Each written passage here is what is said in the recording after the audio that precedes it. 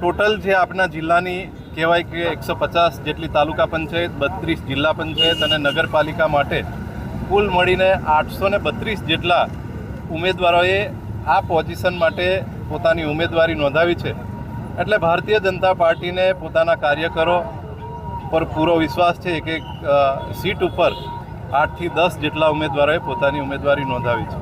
એટલે આક્ષેપ આવ્યો કોંગ્રેસ પાસે ઘરે જઈને ઉમેદવાર શોધવા પડે એવી સ્થિતિ છે. આ બધા પણ એનાથી માહિતગાર છે. કોઈ ઊભું રહેવા માટે તૈયાર નથી, એમની ટિકિટ લેવા માટે તૈયાર નથી. કોંગ્રેસની કેવી હાલત છે? કોંગ્રેસની હાલત અહીંયા આ છોટાઉદેપુરની અંદર કંઈ એની દેખાતી જ નથી એવું છે. ભાજપ પાર્ટી તરફથી ને એમના પદાધિકારીઓ તરફથી જે જોર જબરદસ્તી દબાણ કરીને લોકોને બેસાડી ધાક ધમકી આપીને એમને ઘરે બેસાડીને પછી એમના પક્ષમાં લઈ જઈને મેન્ડેટો આપ્યા છે. 100% થયું છે.